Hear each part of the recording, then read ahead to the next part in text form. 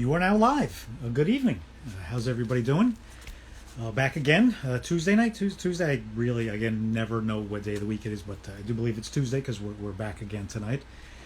Had a lot of fun last week with all the fun guests that we had on here. Thor's just looking for a lot of love and attention. Thor, you want to say hi real quick? Say hi. He's just looking for his nightly love and attention. So getting ready here.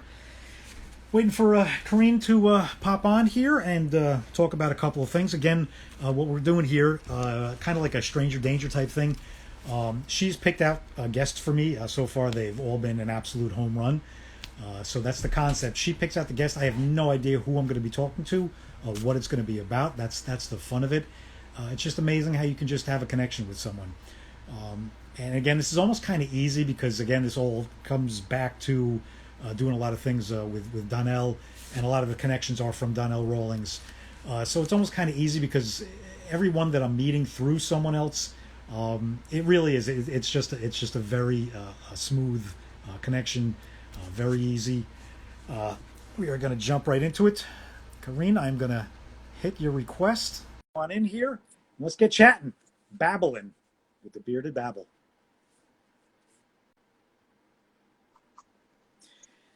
Good evening, Kareen. Good evening. Stranger Danger is so much fun. Stranger Danger is a lot of fun. How are you? Oh no. Hold on. I got the lockup from you again. Sorry, that was me. I was switching to my AirPods. These things, Okay. but I have them in now. So, yeah. So I haven't really Stranger Danger is so much fun. I know. We've chatted a little bit since last week, and last week was absolutely amazing. Everyone, absolute home run. Your job is you are killing it. That's all I can say. You are absolutely killing it. Thanks. I have so many. We have someone scheduled for next week already, and I have some like really very interesting people. One of the things I try to focus on is humans. Okay, because I know that you like good humans. So that's why that's one thing that was a selection thing. I also tried to pick some people from like completely opposite sides of the spectrum. Just like people that, are like very different, that probably don't have as much opportunity to either engage with each other. You put together that group chat with like all the people from last week with all the Stranger Danger people. That was funny. Yeah, again, I mean, it's a great connection. We talked about a lot of things. We still had something that we talked about in there. I still definitely want to get everybody together. Something that, like I said, that we talked about in there. But again, it's just the connection is so easy. It's so comforting. Getting a lot of great feedback. Again, getting a million people that we want to definitely have on here. We're going to figure it all out because the Stranger Danger thing is amazing.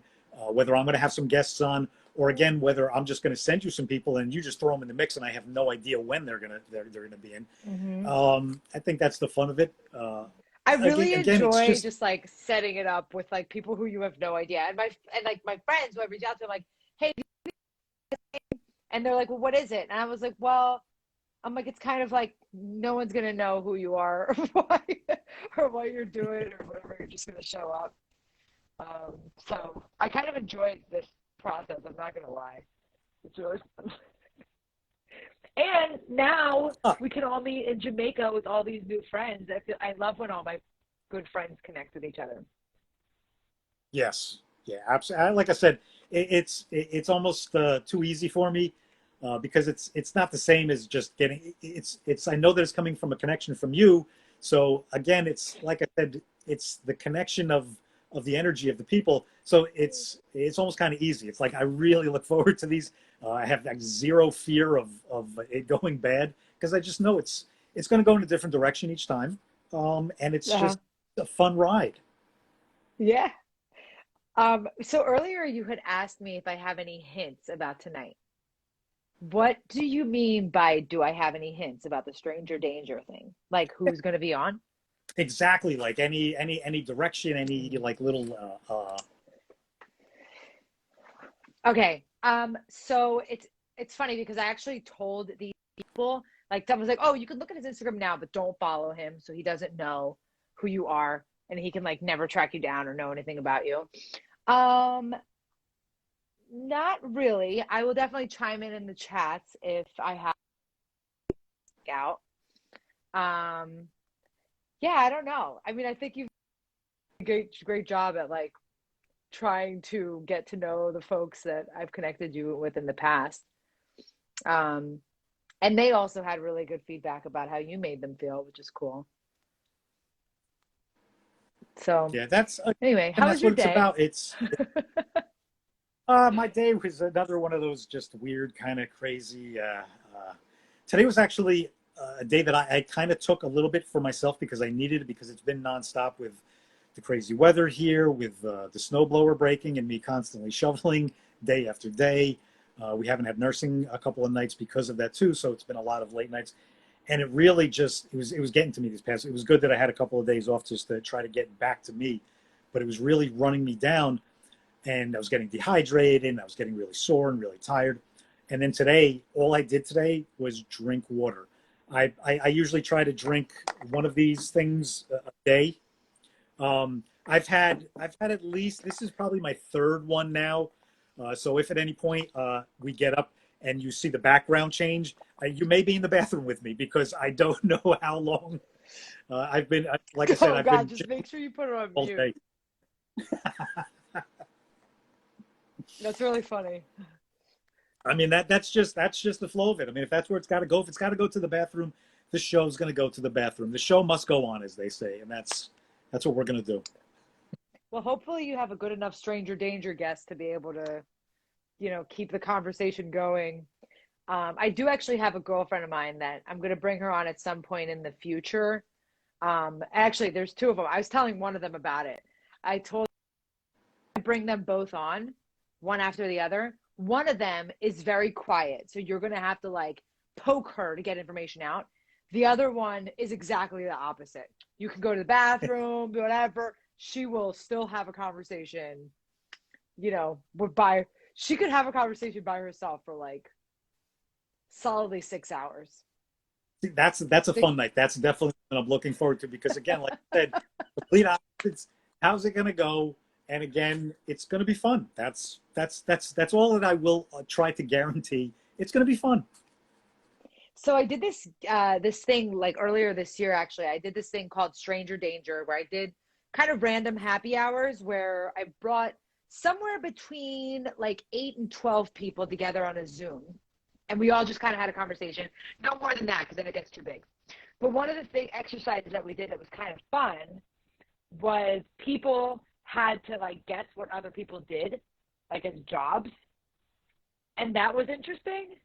Um, yeah, we had some really good ones. So like people could pick anybody that they wanted from the group, and they're like, "I'm gonna guess this person," and they would be like, "Well, your background is has some bookshelves on it, so it's like blah blah blah." So it could be kind of, "Hey, Singer Designs just joined." I know her. She's, again, I'm wearing a I rocking got I her got a jewelry Singer tonight. Design bracelet. I'm I got my excited. Singer Hold on. Size bracelet. I got my Donnell Rawlings Ripper shirt on. I'm representing No way! family. No way! No, are you serious? Come on. So are we wearing the same shirt right now? Yes. That is epic. That is That is. seriously I epic. just picked it out of the closet probably maybe 15 minutes ago. I just picked it out of the closet. I was like, what am I wearing tonight? I was like, I'm in the mood to have Donnell. So River Ninja. Me too. Wearing the same shirt, Andy. Wow. We See, gotta definitely take a he's screenshot. What'd you yes. say? Hold on. Yeah, get a screenshot of that. All right, hold on. Just maybe Singer Designs can get it while we're smiling. We could tell her to, right? Yes. Take a Take a picture. take. I want to. All I'm right, sure she's in somebody's got here. it. She could do the screenshot. All right. Jen, you got the picture? All righty. She Oh, yeah, probably got it. I didn't even know. Okay, she got it. Thank you. That's That's funny. awesome. I can't believe we're wearing matching shirts. It's epic.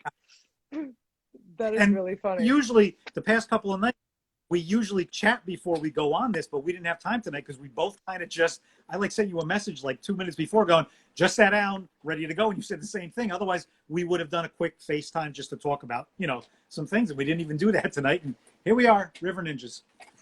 That's so funny. Hey, so you got the hair cream I sent you. Yes, thank you. You are going to make your Jufro look like a voluptuous, like, majestic. Oh my God, you know what you should do? Just saying. So when you wash your hair, okay, take that stuff. It's Israeli hair cream, right? Rub it all in, and then French braid your hair. Maybe 2 French braids, like, you know. Maybe your wife knows how to French braid it, so you could do. Or your daughter probably does. I know French bread. I don't know French braid, so that's as far as I. So, and then you leave it in for 1 day, 1 full day, even with your sweaty headness, and then you unbraid it, and it will be actually, you know, that picture that I took that when I was like, oh, I had braids in, and then I pulled them out. It was like beautiful. Yeah, that used so on you the. could do that. Yes.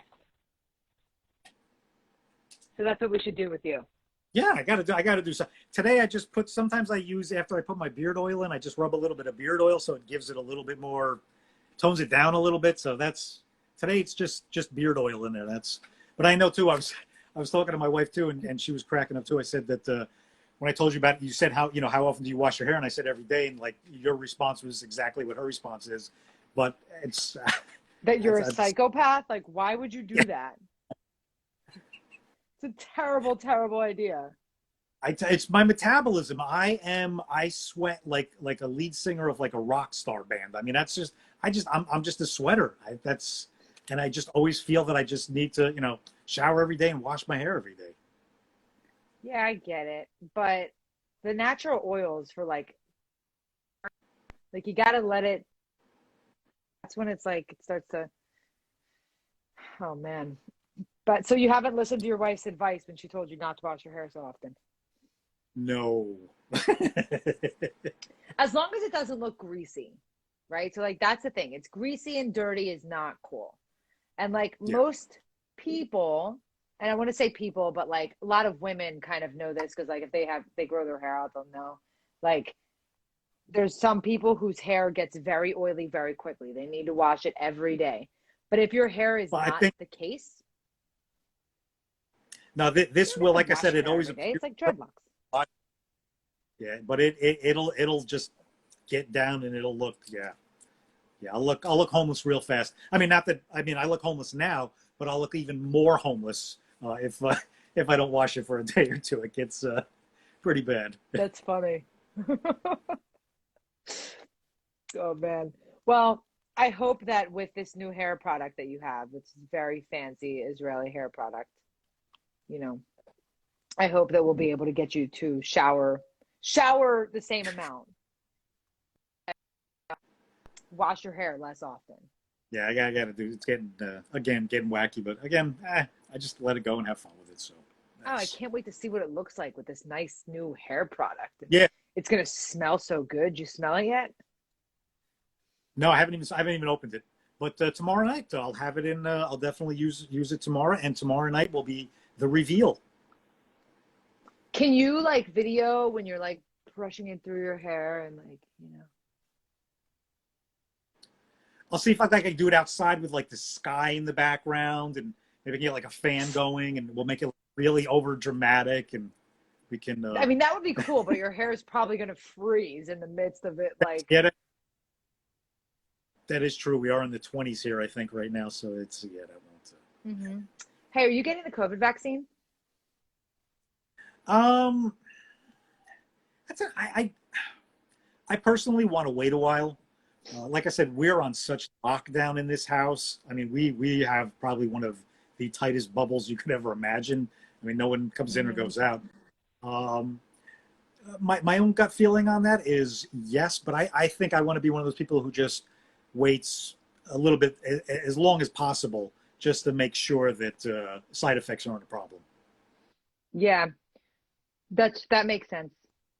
Also, I mean, by that time, if everyone's vaccinated, then you probably have a little less to worry about then too. Yeah, hopefully we're in a better place in a couple of months and things get back to normal, whatever that was before. It's still so weird that we're in like a global pandemic. Yeah. Isn't it weird? I'm very grateful that it's not. I know that it is like, I mean, obviously it's like very dangerous, right? To some degree, very dangerous, but like, um, it could definitely have been much, much worse, you know? Yeah. Yeah. I mean, it's I think today something hit me. I saw something. I'm always looking up like, headlines on Twitter, see what's going on in the world. And there was a headline on there. It was something to the effect of, you know, preparing to that this is our norm now, preparing. And like I said, I've had that in my head for a long time, but it's just really starting to really, now I think everybody's really beginning to realize, okay, this thing's going to be with us for a long time. Let's just learn how to live with it as safely as we possibly can, get back to normal. Everything has to open up. You can't keep everything closed. But you got to figure out how. And there are so many ways with, you know, everybody's going to have their own different levels of testing. Some places are going to be a lot tighter, a lot stricter with it, a lot more secure with it. Other places are going to be a lot looser with it. So I think it's going to come down to you as an individual, where you're comfortable going, what type of testing you're comfortable with, crowds. I mean, like we've seen all over the place, like this past weekend with the Super Bowl. You saw some of the videos down in Florida, and I mean, massive crowds of people. But again, too, Florida, I think, has been doing that. And I don't know if we've heard the worst horror stories out of there for the way that they've treated it. So again, I don't know. Haven't known since the beginning. Still don't know. And I think that's the only answer that I think most people can truly give on this whole thing is it's just day to day. Try to figure it out. Nobody knows. Yeah.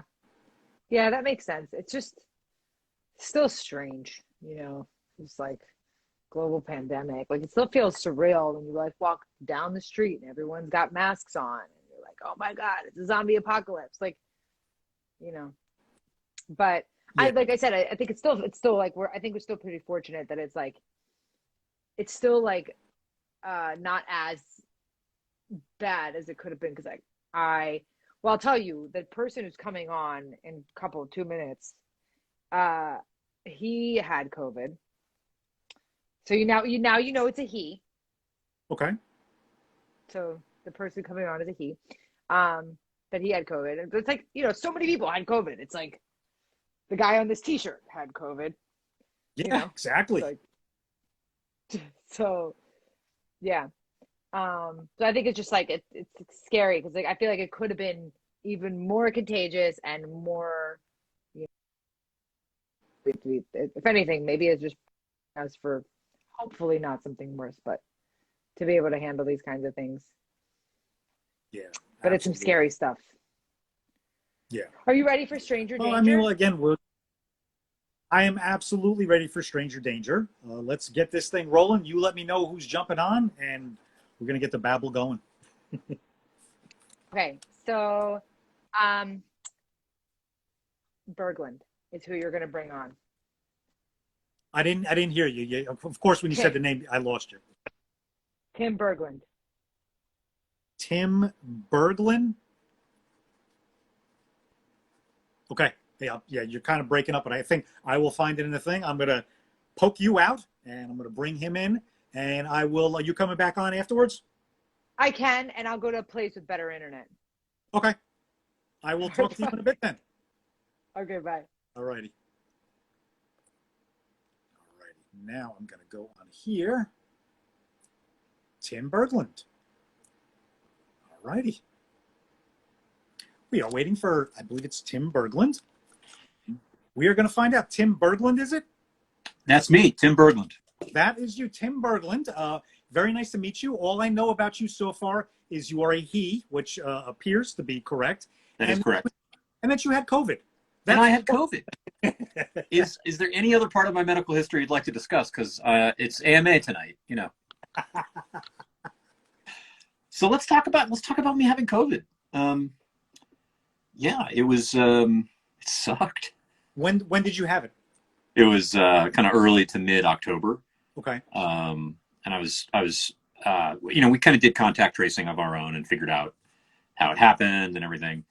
And it was, I think, about 3 days after exposure, we had symptoms, and at least I did. And it started with kind of a sore throat and just aches and feeling like crap. And I was down for 5 days. And I'm not, you know, there's the man flu thing. Yeah. I'm not the man flu guy, right? Like when I get sick, if I'm sick, I'm out, you know, but I don't play that up. It's just not my thing. There was no playing. I'm like, you know, you're going to lay down and you're just going to hurt, and you're going to make it from Tylenol to ibuprofen to Tylenol dose. And it was bad. And after about 5 days of that, I took another couple days of work off just because I was kind of stupid and weak, and kind of cognitively slowly returned. And there's another couple weeks after that like I could bring workouts back into it and go for walks and things like that. And the whole smell taste thing, dude, like the first cup of coffee I had, it's such a betrayal. You're looking for a cup of coffee and it's just like this bitter stuff. It was terrible. And that was about a month that smell was gone. But you know, there have been people who have been wrecked with long-term stuff, and that's not us. So we're fine. And my wife, again, you know, playing to the man flu stereotype, she kind of like had some nausea for a few days, and she was okay. And smell was messed up for a while, but really super mild case. Oof. I've heard so many stories and talked to so many people who've had so many. I think most of the people that I've talked to are very similar to what you've gone through. You know, kind of scary, you know, not horrific, but I'm sure scary enough. I'm sure what in your mind itself must have been probably the worst of it, because it's not that you just, okay, I got the flu. No, I got this thing that's all over the news, and it's different than the flu. So, and I honestly wasn't very anxious once things got going. I had asthma as a kid, and certain allergens, like, you know, get me around a Siamese cat, and that'll be a problem. Like there'll be respiratory distress. So I didn't know was this going to go south, but like as far as lungs, it was fine. I mean, I felt there was a couple nights where I thought, you know, maybe this being fatal would be okay. You know what I mean? Just super. But it was never. I never felt any risk at all. So good. Your wife too? Yeah. No, she no actual risk. Just for her, it was kind of, gee, I feel yucky, and I can't taste my food. Yeah. But we got over it, and you know, I guess we've got some immunity for some period of time, and that's good. Have you felt any long-term effect? Have you felt anything since that you've been like, okay, maybe that's lingering from, or? Zero, honestly. About a month later, I was kind of back to full strength, and I could work out again, and everything just felt normal, and I could taste, smell coffee and smell wine. Those were the things when wine and coffee weren't gross anymore. I'm like, okay, I'm better. Yeah, we're on such lockdown in our house. I know, you know, we don't know anything about each other. I have a special needs child, very Gotcha. medical. So we've been locked down for over a year now. Yeah, like, you can't screw around. Lockdown. So it's like, I mean, I've always been one to work out. I was working out before this, but pretty much since the lockdown, on average 6 days a week, really watching my diet, really, you know, watching everything that you do. You know, we have very mild contact with any of the outside world. But again, it's the simple thing. Like every now and then, like, you know how like your taste buds will change, and like I'll taste something, I'll be like, oh my god, like, Did it happen? Yeah. And it's crazy the way. So like, I couldn't even imagine, like I said, talking to people who've had it, and just the mental part of it, because I constantly have to remind myself too of things too. Even like the other day, my snowblower broke. We got a ton of snow here. I was outside shoveling, and later on that night, I'm laying in bed, and I'm feeling the pain in my left arm, and I'm going, oh god, that's it. And I'm going, no, it's not, you jerk. You were shoveling all day. You pulled a muscle in your arm. You can, Right. You know, you're not Right. going. You did a thing with your arm you don't normally do. It's fine. Exactly. Where do you live? I'm in Passaic, New Jersey, northern New Jersey, right outside of New York City. Excellent. No, nothing. You can't say New Jersey and excellent, okay? Well, so look, I understand that part of New Jersey. No, I've been there, but I had a great uncle who lived in Cherry Hill. Very nice area, yeah. Yeah, it's kind of where some money is.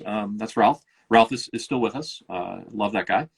And so I think of me being 6 years old in Uncle Ralph's basement with his elaborate train set that I was definitely not allowed to touch. And then me being 8 years old and Ralph had a computer because Ralph was rich. And this would have been 1980. And he had a freaking computer, man. And I played Lunar Lander on his TRS-80. And that's my whole life. Like this is what I need with my life. I knew. So I don't play Lunar Lander on a TRS-80 for a living, but computers have been my thing. So. It's absolutely amazing. Like my daughter is. I'm gonna have to hook you up with her. She's all about computers, and that's what she's learning about now, and programming and everything. And like her whole livelihood is just video gaming. It's video game, but also computers and programming, and she's learning all that kind of stuff. But we talk to her all the time too about just the video games. Like I'll tell her about Atari. Oh, my dog. I'm sorry, he had to shake his nose. And thank you, Thor. Okay. Good dog. Good boy. He's a brute. He doesn't care. And I tell her about our video games and right. Like lunar landing. And I mean, it's amazing to see how far it's come. Oh yeah. It's it's absolutely amazing. Okay, now I'm getting little hints. Now explain to me how you're kind of famous in computers. Okay. Do we use real names here, or should I use Instagram names? No, you can use Karine. You can. Karine. Okay, yeah, Karine. Karine is too kind. You could Google me, Tim Berglund. My Instagram name is I'm TL Berglund everywhere except for freaking Instagram. I'm Tim L Berglund, but just Tim Berglund. And you can look me up on YouTube. So famous is if my goal were actually to be famous, and I was considering this to be some measure of success, I would be more to be pitied than all men. This isn't fame, okay? There is a certain segment of a certain part of the software development community where my name is known. So I work right now with a technology called Apache Kafka, and in the Kafka world, my face is associated with that. I make videos explaining how it works, and there's new releases. I'll say, hey, here's an update on what the new features are and that kind of stuff.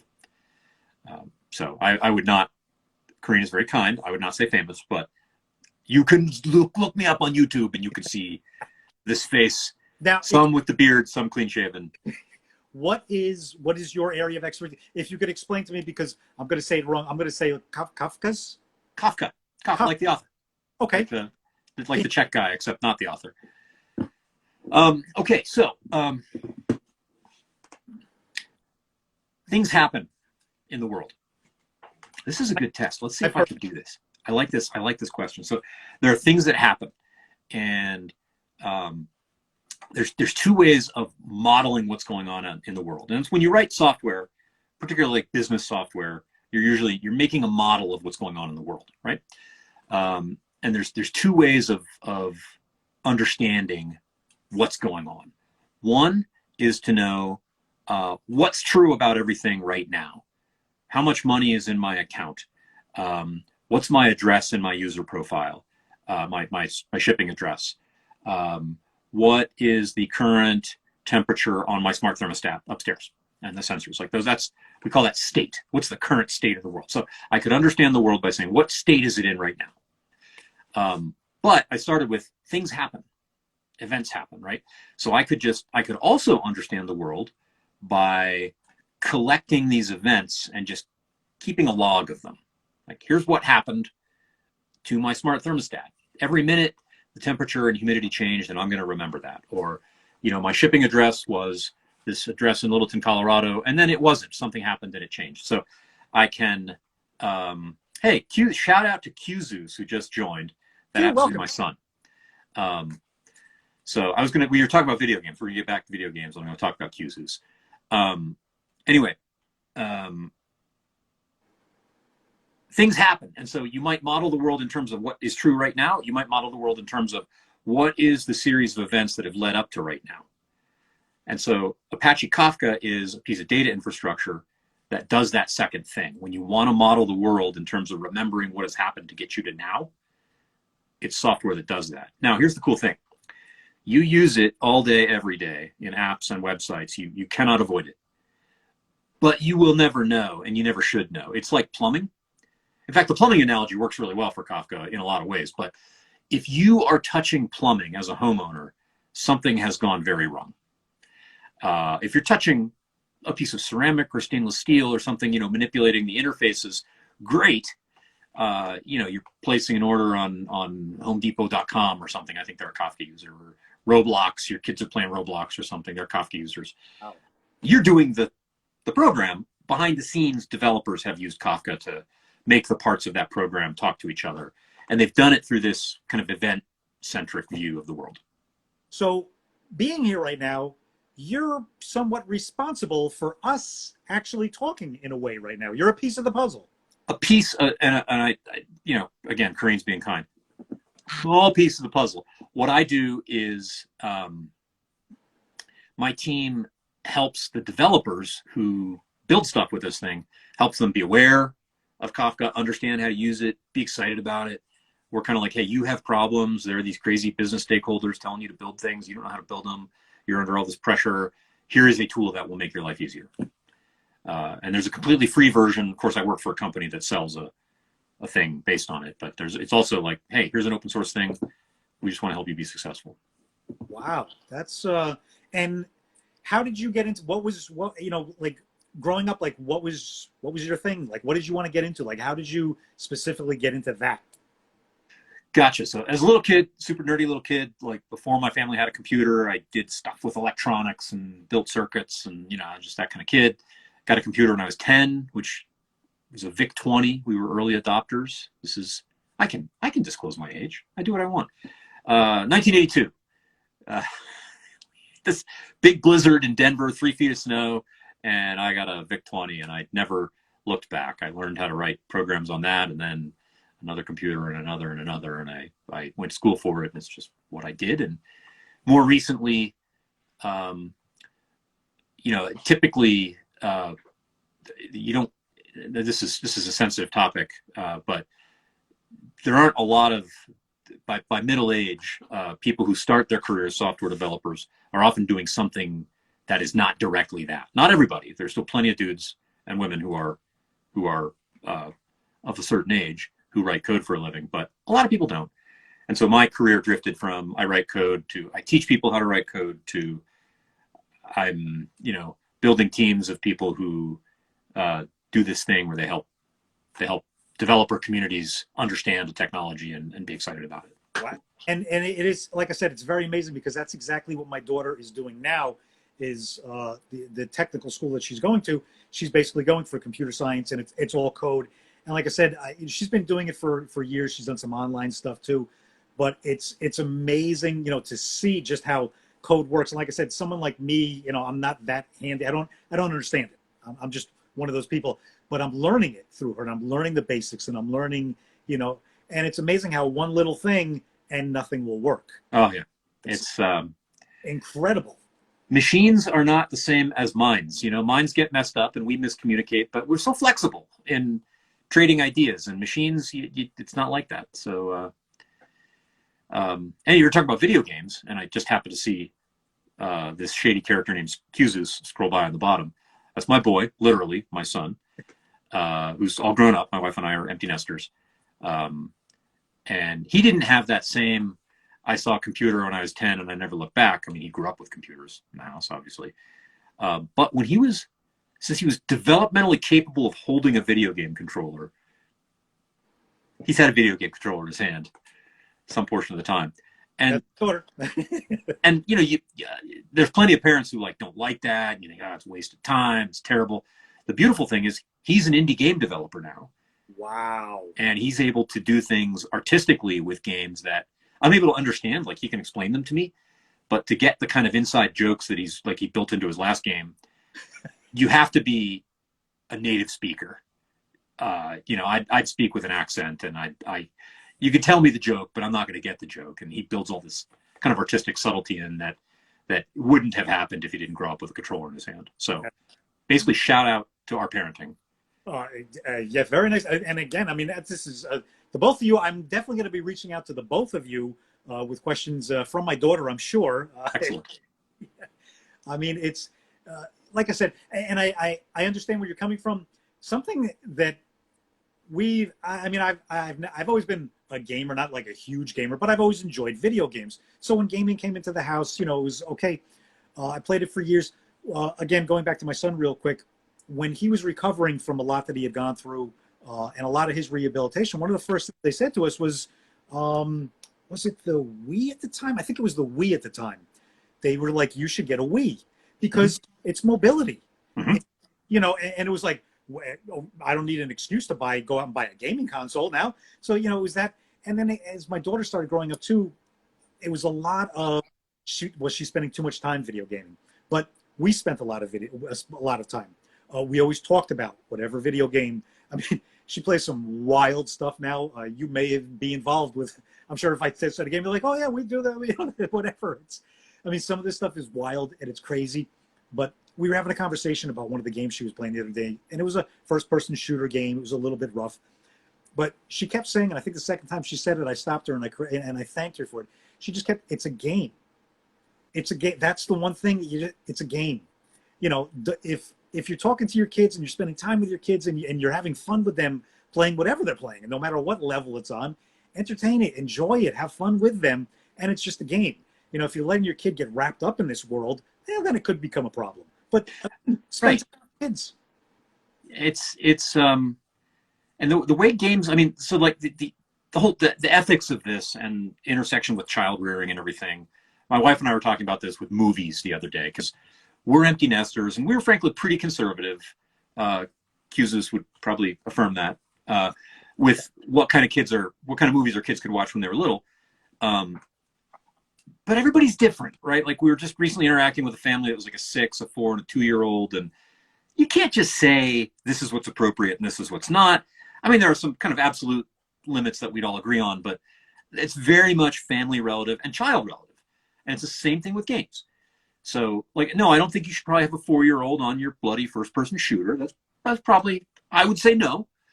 But as they get older, it's easy to kind of take a dump on gaming, but it's storytelling. I mean, this is not that the place that games are now is not unsophisticated.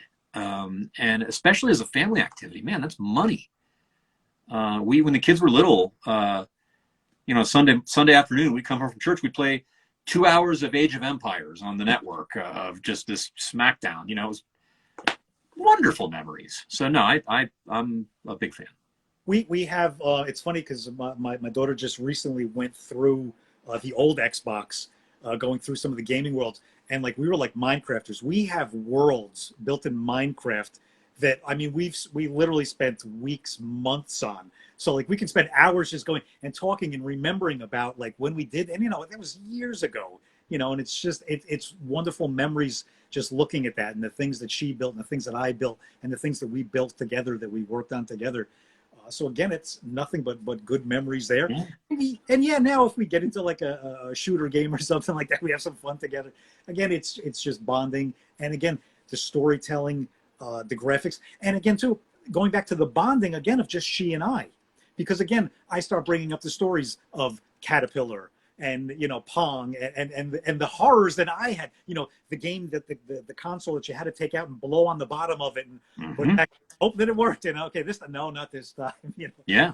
And some of these things like Zelda is still a hot franchise now that I was 14. I was there for the original one, you know? And so it's kind of a way of connecting cross-generationally. That's, I think, pretty legit. It's amazing to see like Doom and Minecraft and so many of like the Blizzard game. Like and I'm like, oh my God, like I used to play like that stuff back in, you know, when I was young, believe it or not. Yeah, younger than I am, we'll say. So that is absolutely I'm sorry we didn't get to talk about beards. I felt like that would have been appropriate. I heard there was some beard oil discussion before, and with this not, you know, as much smaller. I use a conditioner, but no oil.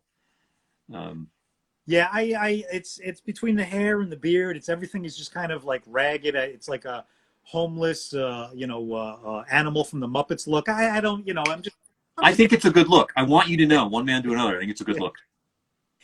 I'm just having fun with it. And like today, I put some beard oil in, and then I took some beard oil and then I just rubbed it through my hair just to settle it down. Otherwise, this would be a lot worse. So it's A lot more, I would say a lot better, but these are value judgments that we can assign independently. Kareen sent me some good. I think it's like a conditioner that I'm going to try tomorrow, and hopefully, Nice. I'll probably look like Farrah Fawcett or something like that. We'll see how it goes. It's As one does. All right. Well, hey, pleasure to get to meet you. we're definitely, like I said, we're definitely going to be in touch. Once this is over, the first thing I usually do is after I take the dog out, my daughter, I go talk to her, and I usually tell her who is on tonight. So when I tell her about you and your son, it's both of your ears will probably be ringing for a good 20 minutes or so. So as Oscar Wilde said, the only thing worse than being talked about is not being talked about. Exactly. I definitely got some questions for you. So you will hear from me again. I like it. All right. Thank you, my friend. Thank you so much for your time. I appreciate it. This is always a lot of fun. And as I always say to everybody, peace, love, and laughter to you. All three. Thanks. All righty. Well, that was fun. Again, learning more about computers and the world of computers and coding. And oh my God, my daughter is going to be so excited about that when I talk to her. Oh my gosh. And that's a very good thing too. If he's still on here, because my wife and I have been actually talking about, like I said, that's what my daughter's going to school for right now. And we don't know what's going to happen next year. If her school decides to go back where she has to go back to school with our bubble, I don't think she would be able to, because then she wouldn't be allowed back in the house. So he talked about like an online coding school, because we're like, hey, she may not be able to go back to that wonderful school next year, and if they don't offer it online. So again, thank you, because I'm sure that's going to help us out with things that we have to look into. So an awesome interview. That's funny. Yeah, I mean, so Tim is he's being modest. He's definitely like a pretty big deal in like the developer community. I've introduced him to other developers, and they're like, "Oh my God, Tim Berglund is like tweeting me or something." Like, it's really like that. But it's interesting, because when I used to work in music, a lot of these things, like the things that happen in entertainment, happen a lot in tech too, with like developer communities and stuff, where you have like these people that people follow, and they're like big authors and all this other stuff. And it's kind of interesting that there's a lot of the same things there. And it's I amazing. can't talk too much about the gaming stuff, because I don't know much about games. But I mean, that's like the thing too. I mean, like it's not forgotten people, but it's the people like that, the behind the scenes people that make so much, like he said, of our everyday. Like us doing this, I'm sure so many other things, whatever my daughter's doing on her smart TV or on her computer or on one of her, Nintendos or whatever, he probably in some way or another has something to do with that. So, So you're right. It's a lot. It's like sits on the back end of a lot of things. So like as users, we don't see it. What's interesting, so I don't know, I guess maybe I didn't tell you this, but like I do something very similar to Tim. So like my job, like the company that I work with, it's like a startup company that builds this like kind of piping, the plumbing kind of thing of that analogy with like other technologies. It's actually complementary to his.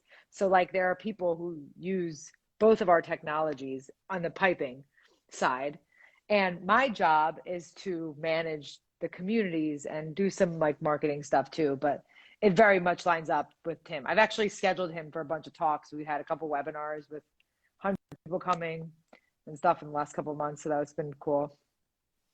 Wow. So again, here I am learning something with my co-host tonight. So that's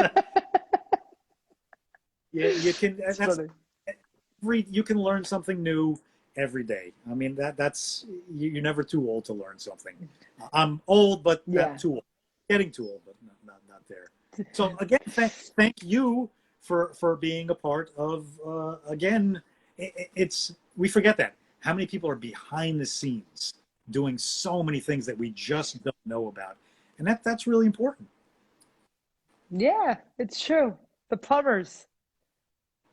The plumbers of So the world. what Tim, in his analogy, what Tim is like Tim is like this master plumber that Right. knows about like these special pipings, and like other people who are plumbers are like, wow, did you see how amazing this like plumbing tool thing is that he has?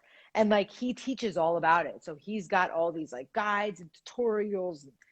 That's why he's a celebrity in the plumbing world for technologists. So you ready for your next stranger danger? Oh, sure. I didn't know. How many are we doing tonight? Two, maybe three. All righty. I'm poke another friend of mine that maybe she would. I don't know if she's gonna join or not. But okay. So the next one is Joe Blizzy, 18. Joe Blizzy, 18. Yeah. All right. Do I get I'm any bringing hints? you like all the people that I adore, like these people that I adore. Any hints? No, Are we- you don't get any hints. Why would Okay. I give you hints? You're about to talk to him. All I'm right. not giving I'm you ready. any hints. Here we Andy, go. this is it. I'll You're see not you cheating this game. at Blizzy. Actually, yeah, okay, it sounds good. All right, bye. All right. All righty. Get that off of there. Click on this, and we're going to find. There's Joe Blizzy.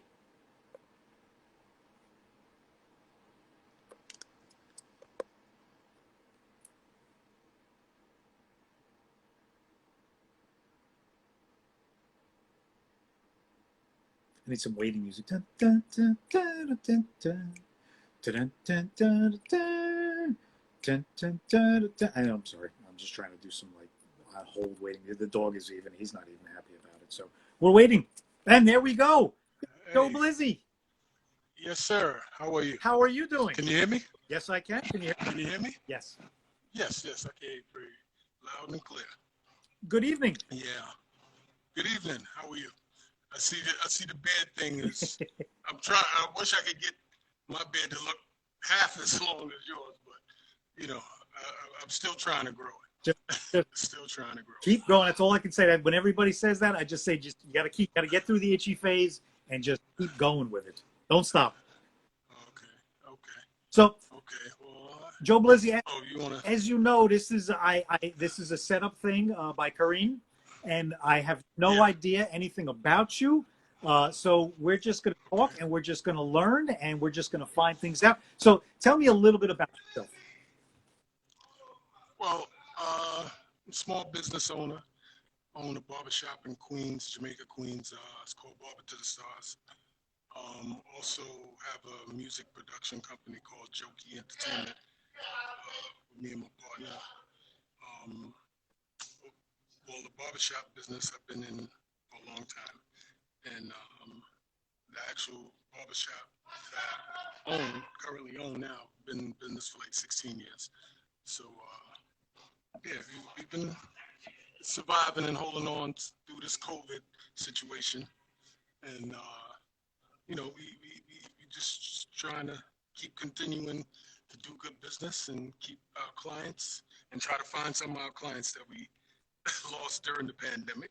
So, but for the most part, yeah, this pretty much what I do. Now, let me ask you because it's kind of funny how here we are.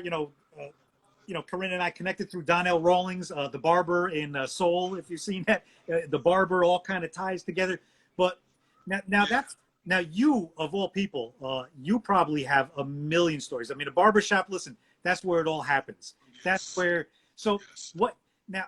I guess if you really want to ask what's going on in the world, what's going on in the barbershop? What's going on in the barbershop right now? Well, what's funny is I see earlier you guys was talking about video games and stuff. A couple of friends of mine that are in the back now playing 2K 2021 basketball right now. So this is usually like the meeting spot at night. Sometimes, like when we're closed, you guys come. I don't really play too much. I used to play back in the day, but I don't play as much. But these guys are here and they play like they really think they were on the court playing. Because the way they get all into the game and cursing at each other and all type of stuff. So this is just crazy. But the funny thing is, I met Corinne in Miami. I had no idea that she was from New York at the time. Well, she was living in New York at the time when I met her. This was back in 2010, I believe.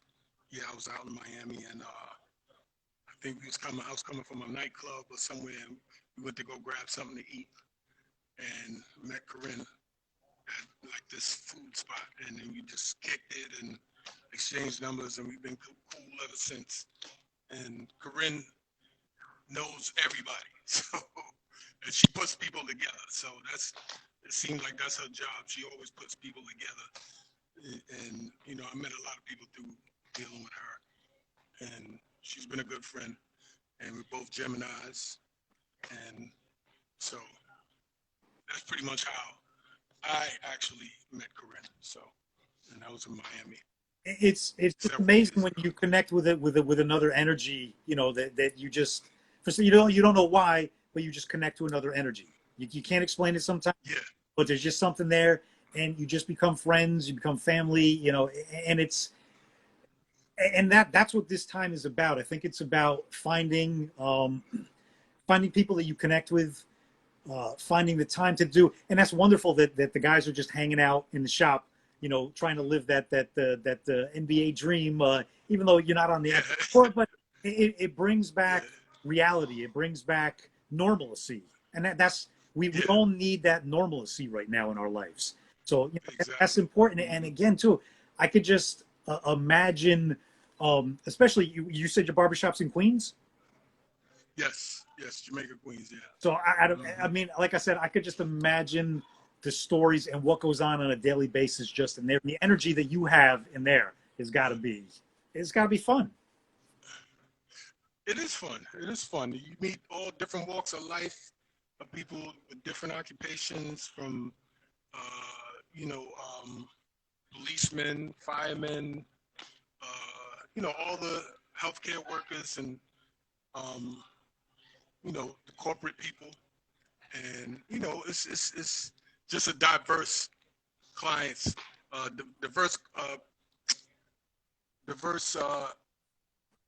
amount of people that you meet, and from all different backgrounds and everything, and it's very and then it's very entertaining too, because some of the conversations we have in there, and of course, you know, people debate about sports and politics and you know, all these things. You know, it's just like a nonstop conversation. You know, and I mean, even though now it's like a little bit curved, a little bit, being that you know we're dealing with this COVID and people got to wear their mask and everything now. We're living in a whole different world now, so it's kind of modified now, but for the most part, yeah, we've had some great times and still have great times in here as we speak. Because let me show you a little bit of the setup. Absolutely. Here. But see, this is actually, we had these curtains put up per station here. You know, so you just have to adapt. You have to figure out how to keep going. Yes. Adapt. That's all. Yes, exactly. And see, this is the game right here.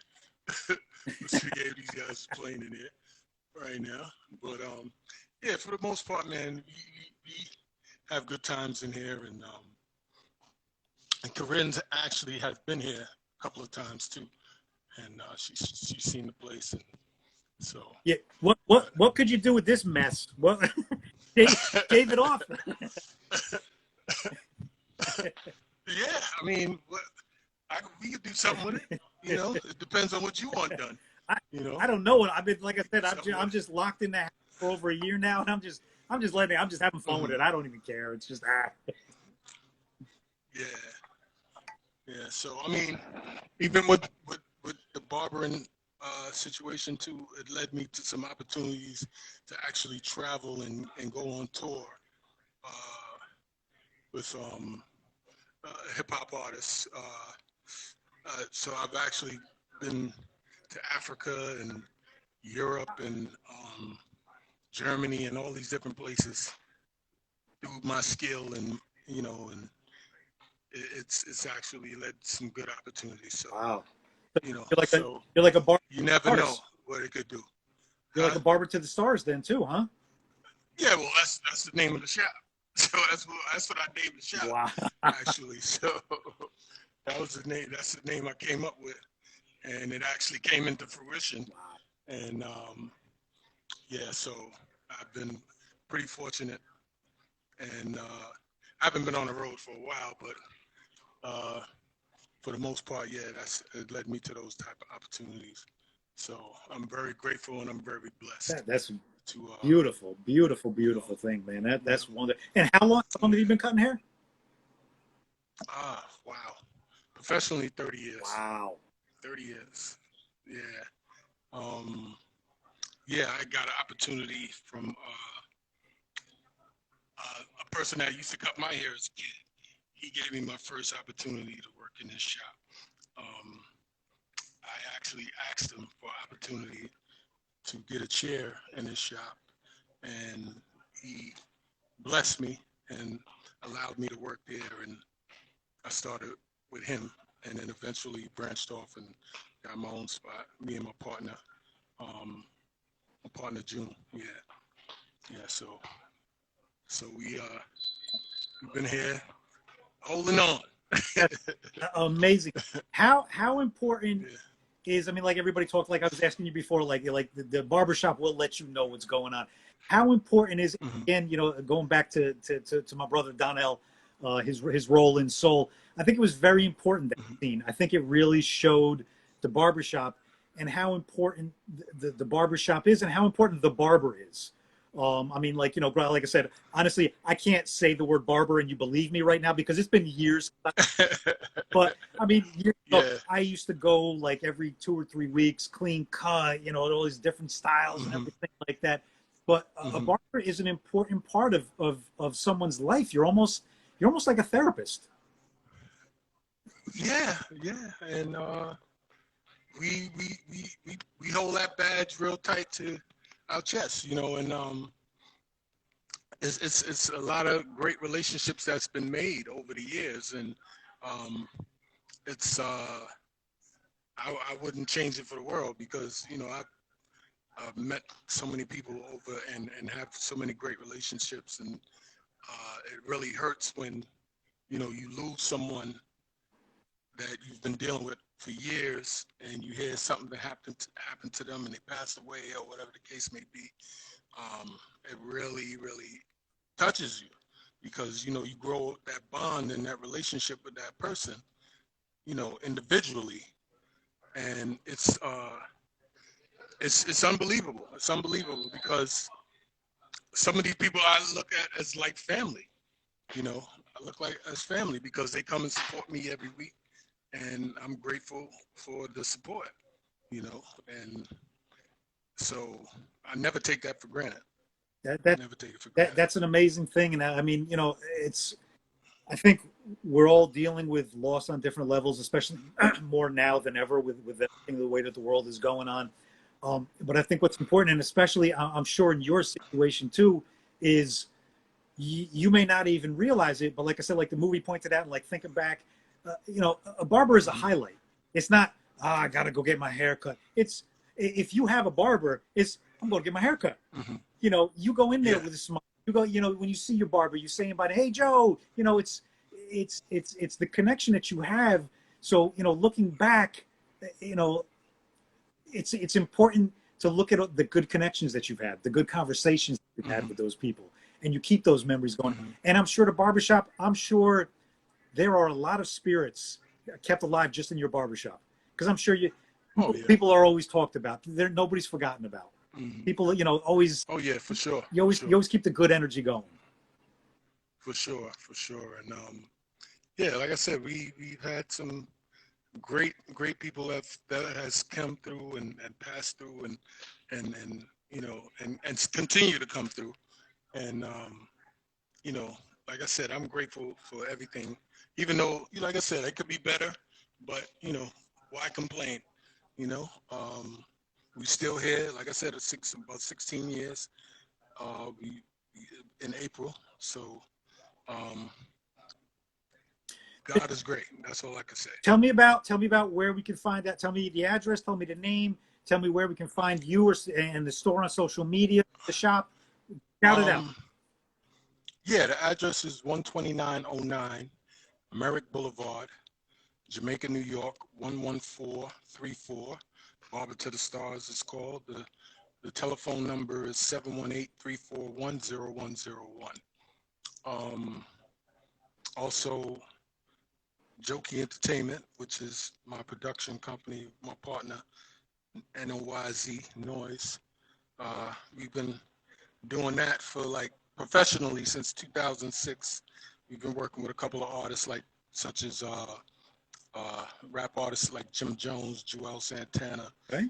Snoop Dogg. We did some stuff with Snoop Dogg, and you know, it's a grind, but you know, it's like anything else. You're building it, and trying to get established, and trying to establish relationships with a lot of these artists, so you can continue to work with them. So, we in the works with that too. So you can follow also my music page, which is Jokey ENT, which is spelled at JOKEYENT. Yeah, on Instagram. So, and of course, Joe Blizzy 18 right here is my page too as well. So that's pretty much it in a nutshell. I'm gonna definitely we'll shout everything out. Anybody looking for a barber in the area, definitely jump on it. And again, thank you for what you do, and an amazing story. Appreciate it. Started you cutting hair, and then you've just taken it to the next level, and you're branching out, and you're doing things that you love. And man, that just keep on hustling. It's tough, but don't let it stop you. It's great to see your ambition. It's great to see your motivation and your inspiration, man. Appreciate that. Appreciate that. It's great to meet you as well, and continue doing what you're doing.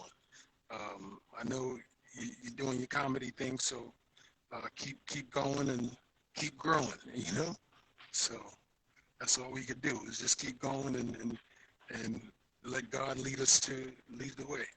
Absolutely, you know? Absolutely. Again, Yes. It's been an absolute pleasure. Honored to call you a new friend, Joe. Thank you. I always peace, love, and laughter. Yes. Same back at you. And I'll be talking to you soon. Again, thank you for your time. Okay. Really appreciate it. Yeah. All right. Thanks. Have a good evening. You too. All right. Joe the Barber. Who knew we were going to have Joe the Barber on tonight? That was another good one. Another inspirational story. Just figuring out how to get through these times. Joe the Barber. He's amazing. Yes. Joe is like, he's like one of like my soul spirit people. Like really, we have like, I feel like him and I have like a very special bond, you know. We've been friends for a long time, and that's amazing. When, like I said, when you find that connection with another human being, when you have that, it's just, it's priceless. mm-hmm. Yeah, it's great. I'm like, you know, it's like, I was saying, like, when we met, it was like, it was a long time ago, you know, but like, it was like 5 a.m. in Miami at like, oh God, it was like at Katz's or something. And oh my God, it was in line. I think it was in line. But I remember it was just like, you know, we bonded and like, we connected then, but then like over time we just connected. And he, you know, one thing that like, I feel like I kind of suck at this, to be honest, is like, I really suck at staying in touch with people. Like a lot of like my friends and stuff, like, you know, it's like, it's hard to stay in touch with people, especially like I manage communities and it's like people all the time. So like a lot of it's very difficult. But Joe does a really good job at staying in touch. He's always checking in. And a true friend, you don't have to be all the time. A true friend, you can just once in a while, just a hey, okay, good, okay, good, and then really you may go another month or two before you. But there's no, you know, it's everybody's lives are so different now than they normally are. You know, the added stress and pressure of just everything that's going on in the world. So I think it is harder. But again, it's also wonderful too just to do this. And it's wonderful what you did with Joe online at Katz that night at 4 or 5 o'clock in the morning. You talked to a stranger. You did what you talked to a stranger. It's, you know, He talked to a stranger. I don't ex- remember who started the conversation, but but who cares? Look at what you have now. Now you have history. yeah. You have a friendship. You know, you have, you know, it's, and again, it's just, you know, just, hey, you know, you never know where it's going to go. Yeah, that's true. And it was cool because we like lived in New York, so like we have, you know, we were able to like catch up there. Now that I live in Philly, it's like harder too with COVID and all that stuff. But like, I miss Joe. Like I was like looking at it, I was like, oh my God, I miss Joe. You know, so it's nice. I feel like I'm like rekindling from like a distance when you're like talking to my Oh, friends, so it's nice. Um, and you but brought up that you good need to do a point live about with him. like, what'd you say? You need to do a live with him. Then you guys need to chat. Yeah, that's a good point. Yeah, maybe we could do that too. Um, but yeah, I mean, I don't know. It's like it's interesting too because you brought up like the stories of like what it's like being a barber. Like people like pour their hearts out to barbers. There's like jokes that they're like kind of therapists. You know, if you want a job as a therapist, but don't want to go to school for your doctorate or whatever. It was wonderful. I mean, like I said, I obviously haven't seen a barber in quite some time. But you know, back in the day, I mean, like everybody else, I was a regular, and there was this guy I used to go, and it was just always hilarious. It was just absolutely, you know, hey, you know, when you have your barber, it's your barber, and then like he moved, and then I went to the other place, and then I don't know what happened, but like all of a sudden, like one day, like he was no longer there, and it was well, like when you lose your barber, like hairdresser, you know, I'm sure it's the same. It's like what? Like what am I gonna do Yeah. now? I don't, you know. I think I started cutting my own hair after that because then I just used to just keep it short or I would let it go long. So I was just like, I do need a landscaper. Alpha Nebulance, you are correct. You need a landscaper, not a barber. That's funny. That You know, I true. actually think maybe Joe should start, or at most barbers or hair cutter people should start referring to themselves as therapists that cut hair. They absolutely, I believe they absolutely are. Again, those Your those are therapist first. yeah. What do you do when you sit in the chair? You talk. Uh-huh. You know, it is. That's true. I wonder if there's people who like, you know, when you're like cutting their hair and you're like, I do not want to hear what you're telling me. I'm sure. And you're like, yeah. It's like the Uber driver. You get in the car and you kind of like, okay, I'm in the mood to talk or I'm not in the mood to talk. You know, it's just like you never know what you're gonna. I've had a nightmare They're like, experience. so where are you coming from? Yeah, yeah, Where are you going there? You go to the airport? Where are you flying to? What'd you do? yeah. I've Yeah. I had one. I was on my way to a show actually, and the traffic from Jersey into New York was unbelievable. And I was in the car, I think, almost 2 hours. And it was one of us was going to almost kill each other, I think, before we got there. And it was literally a couple blocks away. And I was like, okay, I just got out and I just ran. And I literally got on stage like 5 minutes. Like it was like unbelievable. But yeah, you know, you never know what you're going to get talking with people. But I mean, overwhelmingly for the majority, they're good experiences. And the ones that are bad, Yeah. you can laugh about. That's the good thing is the bad ones, you can usually find the humor and just laugh about them. Yeah, that's true. That's true. Um, you know, it's funny because we're talking about like the Uber drivers that over talk to you. But Nicole, last time she did a live with you, I don't know if you remember that. I remember this because it was like something that she said the story multiple times. We were in the Uber and we started asking him questions from her app on Yeah. like which side of the argument he would take. Yes. I love. So the which side of the argument thing, she explains it pretty well, but like this is the argument that I was explained when it first, you know, like that. If you're shopping with your partner, do you split up to shop faster or do you stay together? So you can like shop together, or do you split up and you say, okay, you go get the dairy, I'll go get the bread, or do you just like do it together and like go through the aisle together? See, I don't know where anything is. My wife always has to tell me where everything is in the supermarket, so I don't know.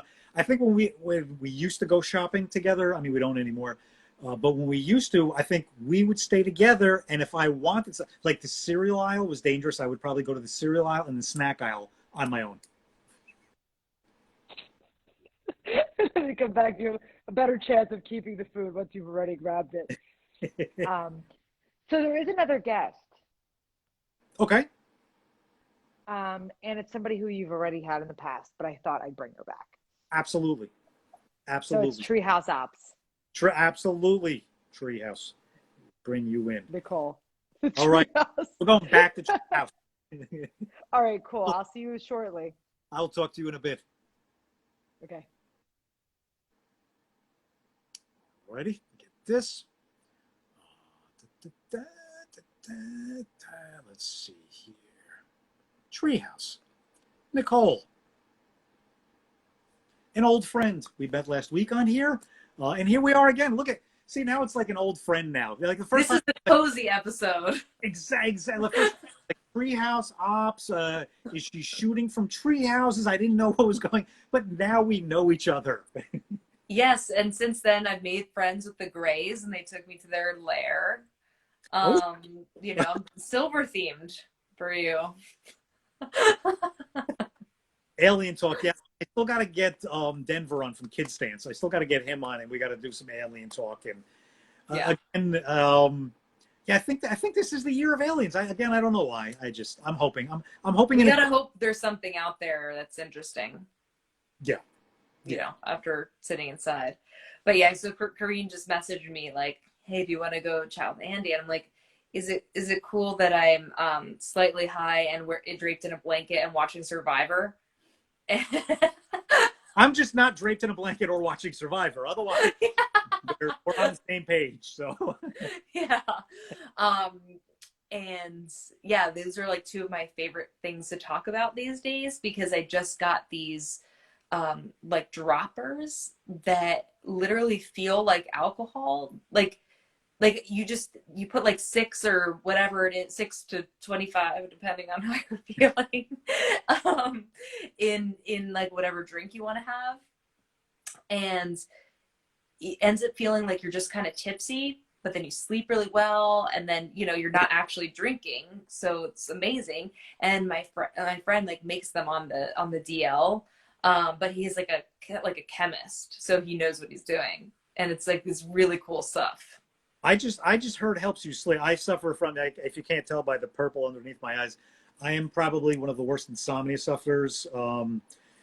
Sometimes smoking helps me relax. It really doesn't help me sleep. Yeah.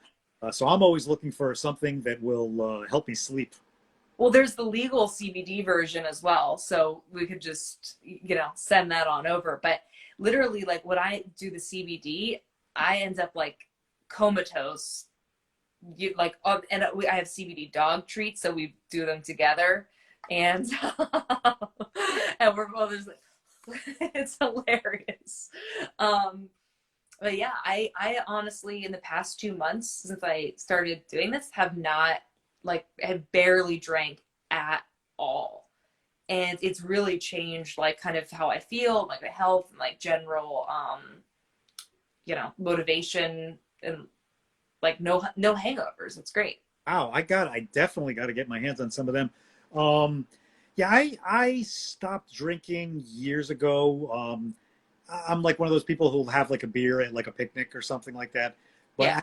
I don't enjoy alcohol, being that I pretty much always have to be on, because with my son, any given minute, our world's just changed within a second. And that's the thing with a little bit of herb here and there. I can always just jump right back into reality.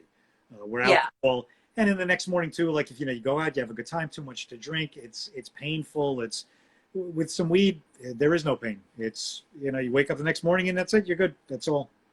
That's what I really like about this. Like, do you ever watch Star Trek? Which generation of it? It's Well, I mean, I'm like a overall Next Generation fan, but but just the concept of synthahol. It's like they have the synthahol stuff that has the effects of alcohol, but without you can throw off the brain fog or the drunkenness if you feel like it. And that's how I kind of feel like with these drops. It's like I get a nice little feeling of relaxation to change the day. Like, when you want to cross over into night, you know what I mean? Yes. You don't just want to be like, ugh, it's all one thing. And so I really kind of need that to unwind. But then if I need to do something or like talk to someone randomly, I'm still coherent. It's great. Yeah, no, that's definitely an important thing too. and I'm constantly trying things. My guy, my delivery guy, last batch of delivery, he threw in some. There were some gummies, and I was really surprised because it's a really good gummy product, and I haven't had gummies in a long time, and I don't know because I pretty much smoke every night. It's just to take the edge off. They're always long days, so I need to take the edge off. And like again, it's not like I'm never in a fog. It's never. It's a bong. It's one or two little buds, and that's it. So I got these the gummies, and I'm like, okay, these are going to be good. Took an ear, nothing. Okay, waited a night or two. Did the head, nothing. Waited a night or two. Did half, nothing. I took two of them like a couple of days ago, and I'm just like, really? Like nothing. Like it's about an hour in, I would be like, okay, here we go. What happened? Like I was See, oh, like for me, I wish I had that problem because every other type of weed thing that I've ever tried has affected me so much. And like if I take one hit, I will be, well, it's actually like a toss up. It's like 50% depending on, I don't know if it like I ate dairy and then it makes me feel this way, or if I did something else and it combines weird, but I can get so high that I am completely just like useless. And other times it can be really funny and happy and laughy, but these drops are consistent. By the way, it's really hilarious. These comments are coming through. Everyone is like so helpful. Like we need to like document this stuff. Like we have like trial studies and helpful tips here. Like it's really funny to see. That's what I love about this. We've been everywhere tonight, and we're going to keep on going with it. I mean, that's the wonderful thing. And again, like I said, I'm definitely with some of the comments and with you and stuff like that. I'm going to hopefully be able to find some solutions to my insomnia because, like I said, it's tough. I have a hard time disconnecting and ending the night too. I can't imagine that the CBD stuff wouldn't work. It's like flat out. I've done a lot of CBD stuff. I actually did some drops of some stuff last night, and it's one of those things where it's weird. It's sometimes it'll help, and other times it's just nothing. It's one of those things where just like once in a blue moon, some combination of something, I'll get maybe 4 hours sleep, and that's like amazing for me. Wow. Yeah, well, I'm gonna figure out how to hook you up with these things because they're specifically, I think, really good. Where are you in Philly? You're in Philly, right? No, I'm in Jersey. Jersey. Okay, Yeah. I get confused. But yeah, close enough. Yeah. So we can figure it out. Yeah. But yeah, so my favorite quarantine pastime that I've developed is watching Survivor. I literally used to make fun of everyone who watched Survivor. I thought it was ridiculous. Like, how can you not have found a new show? I was wrong. I fully admit it. It's amazing. And literally the sequential like order of things is very comforting.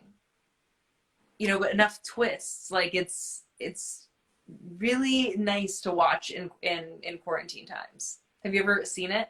No, I know. I think when it was on, I think like I would catch little bits of it here and there, and I know a lot of people that would always talk about it. So I know the concept, and I know some spoilers and stuff like that about the show. Yeah, but I never really watched it. But yeah, that would I love the concept of it, of being dumped on an island and figuring. That's one of those things where, unfortunately, like I said, with my insomnia, that's one of those things like I'll do at night. I'll be like, okay, let's see, you're not sleeping. Let's just think about being stranded on an island. How would you, so I kind of go there on my own, so I don't really see it. But that's one of those stupid mental things that I do a lot at night. Oh, let's just go to an empty island and figure out how to survive since you're not going to sleep. Yeah, I mean, it's definitely crazy. I mean, it's not as real. If you were just stranded on an island, I think it would be more relaxing than actual Survivor. That it is crazy. I mean, even just thinking about how they produce the show and like all the behind the scenes things that you kind of learn as you get more into it. Like, I feel like Reddit's emails are just calling me out all the time because like they know what I go on to, and now I get like like I look at the Survivor Reddit once, and now I get like a million digests of everything that goes on in there, and it's actually really interesting, and I'm upset about how much I check it now.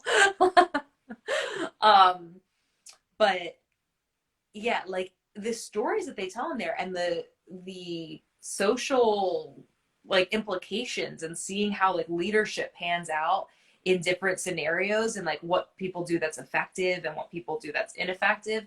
It is fascinating. Yeah. Well, just yeah, it's the dynamics of people. You know, throw a bunch of strangers together and see what happens. I mean, we're kind of doing that here. We kind of have little. We're not surviving. I mean, you about to vote me out? We have what? Yeah, that's. But now let me ask you, since I haven't watched the show, and it's something that has bothered me a lot with so-called reality shows lately. I try not to. I get sucked into a lot of reality show. I'm one of those people who's like constantly flipping through, like, oh my god, Below Deck, or you know, like something like I get sucked into like the oddest. You watched Too Hot to Handle. We understand. Everyone did. Not to handle.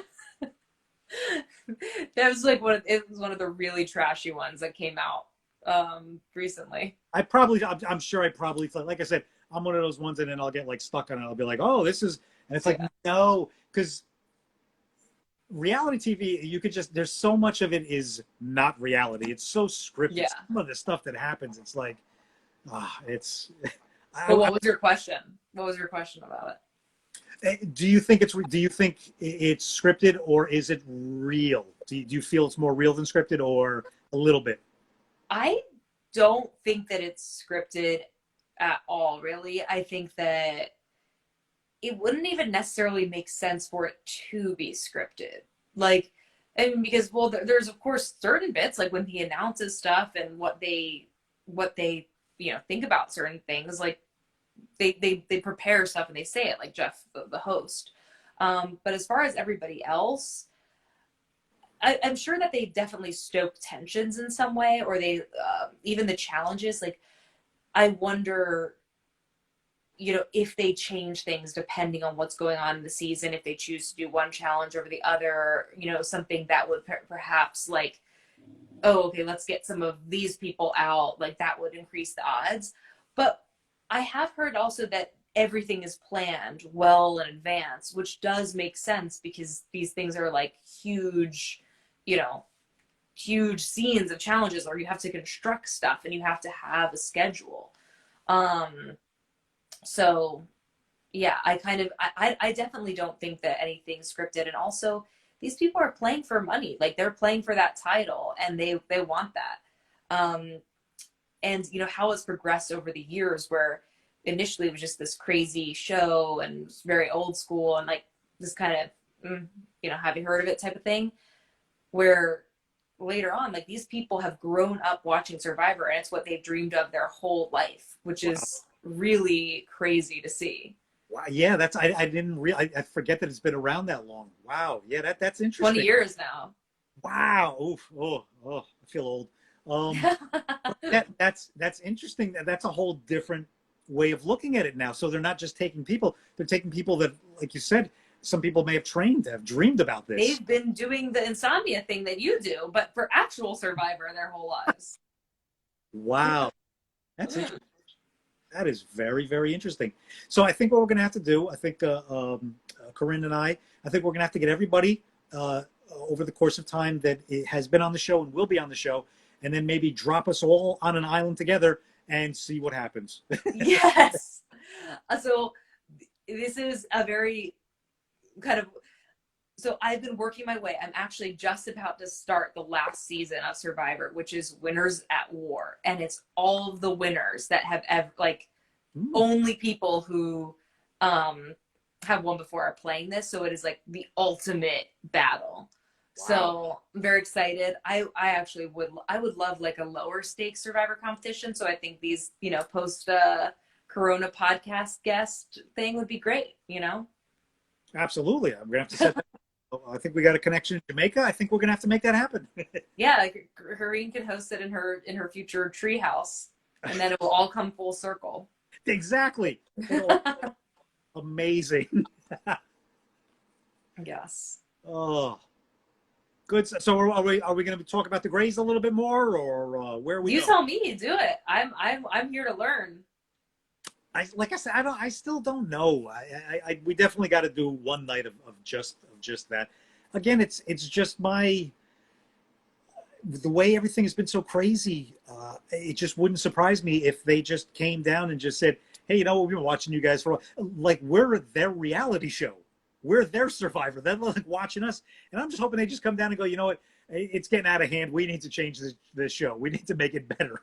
That was one of my like theories of the universe. Like I don't, people would talk about like God and all this stuff. I was like, maybe God just has a bunch of like snow globes and just kind of shakes them up and sees like what these different conditions are. I mean, that was like God. I mean, like, whatever simulation theory, whatever it is.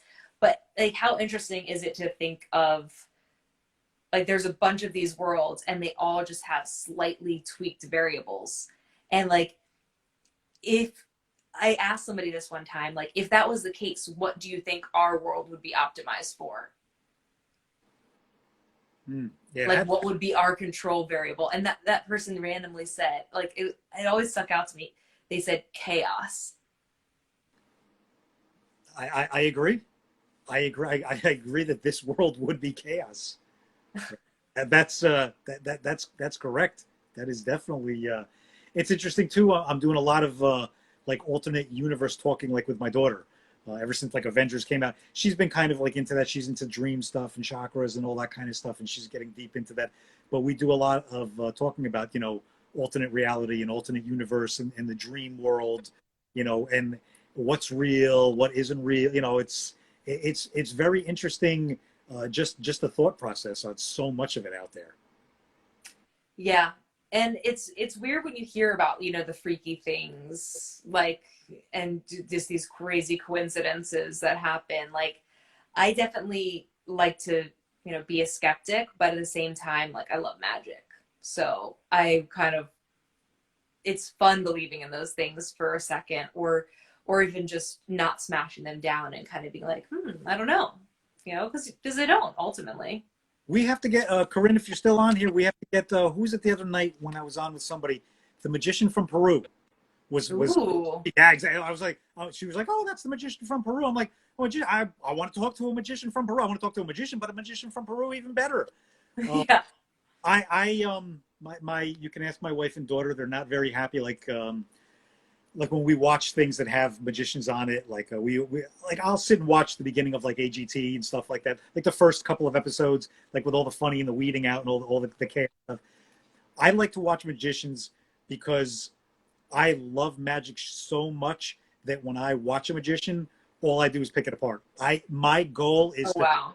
Okay, that's how he. Okay, yeah. And when I get stumped, I love it. Have you ever been to a magic conference? No. I really kind of want to go. I can't remember.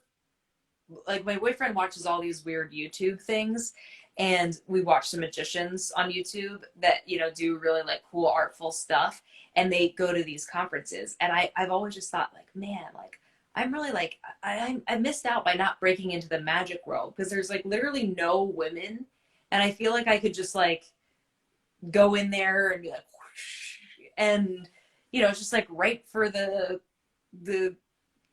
what's the word, breaking the glass ceiling or something. Never too late. It's never too late. Yeah. I mean, we'll see. I did go to magic camp when I was a kid, and I used to be able to like cut a rope in half and then do all this other stuff and like little card tricks. Nothing impressive. But I did go to a wizarding LARP in Poland. Where they rent a whole castle and you get to pretend like you're basically in Harry Potter for three days. Wow, that's got to be something. It's like I said, I'm always one, when I see a magic trick, I have to know immediately, how did that happen? What was it? And I can get annoying about that. Like I said, if I'm watching it with my wife and daughter, they'll be like, no, because I'm just gonna be like, okay, you know what he did there? Okay, I'll tell you what it must have been. It had to, and I'm just like I can't shut up about that. But then do you do them? Do you do the magic tricks? When I was a kid, I had a lot of the magic trick stuff. I remember doing at a friend's house. I did a magic show one time. Like I said, I was always into it. I always enjoyed watching the shows, The Secrets of magicians. Yeah. I always enjoyed, but then, like I said, every now and then you'll see like a magician. I forget the guy that was on AGT. He played for Philadelphia. He was a football player, John DeRobis, I think, or something like that. I forget what it was.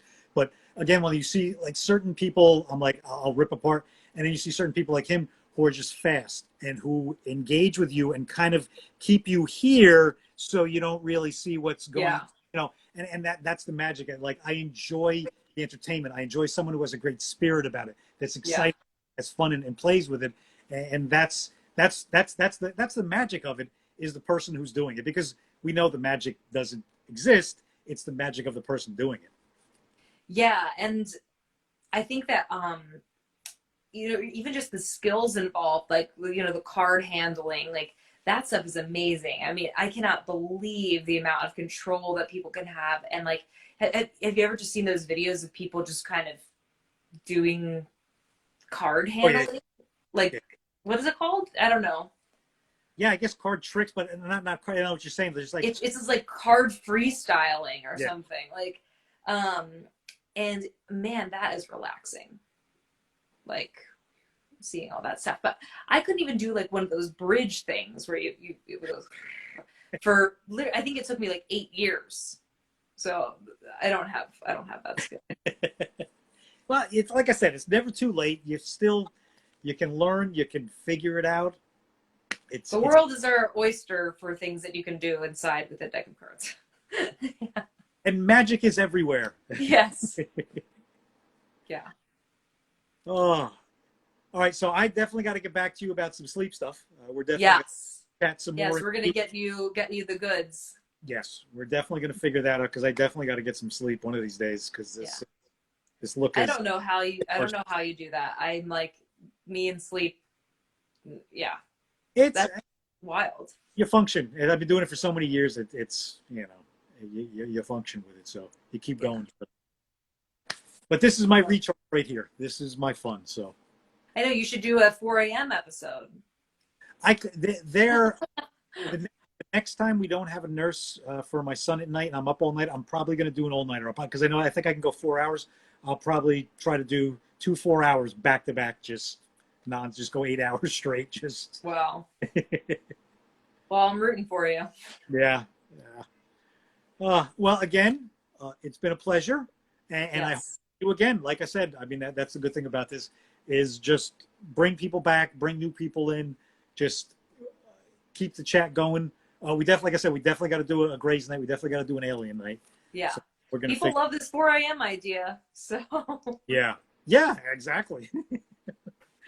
Well, cool. It was great talking with you. As always, thank you.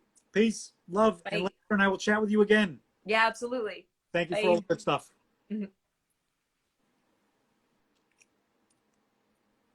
All righty. We are just going away here. Hang on one second. Corinne, if you're there, I got a request. I'm going to bring Mark in. I'm going to bring Mark in real quick, because Mark is an absolutely awesome person. If you don't know who Mark is, if you watched Lego Masters, if you ever saw Lego Masters, the most amazing show on TV, you saw Mark on there. Mark and Boone, the Bearded Builders. Mark, always good to see you. How are you?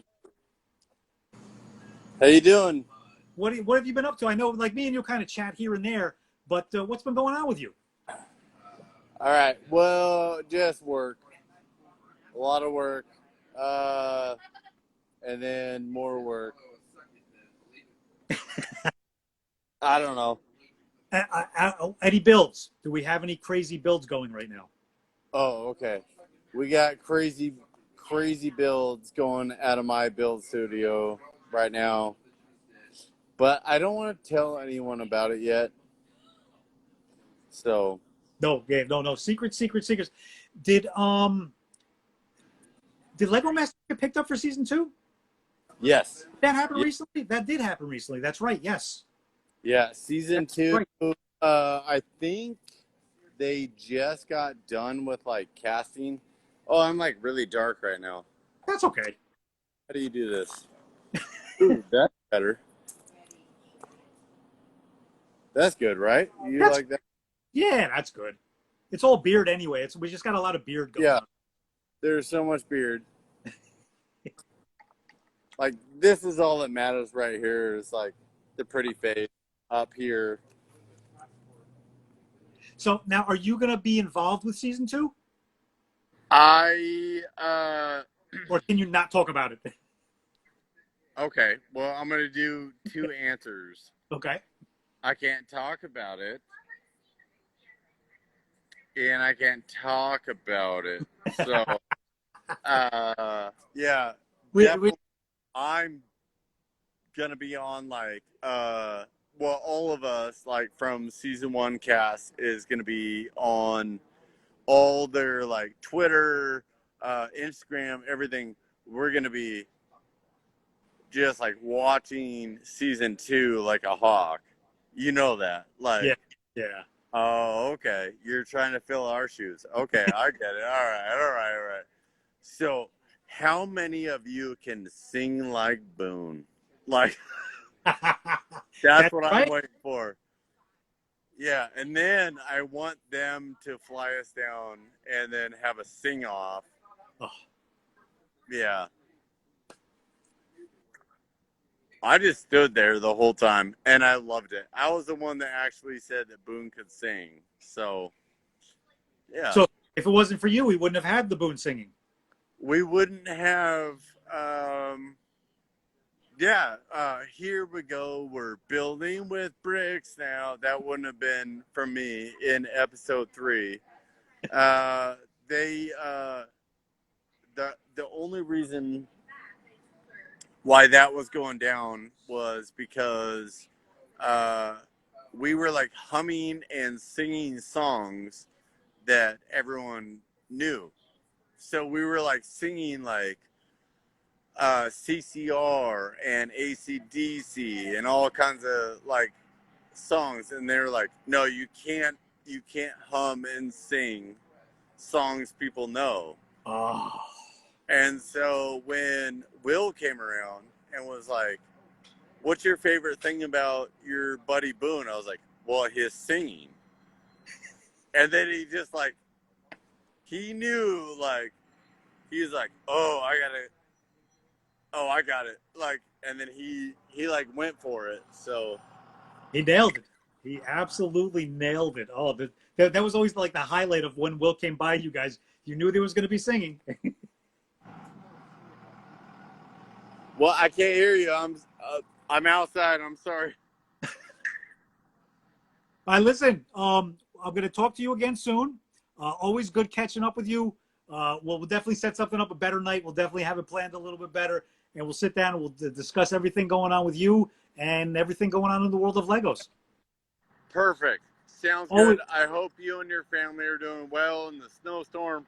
We're supposed to get snow Thursday, and I'm not too happy I have to go out and work in it, but I hope you guys are doing well.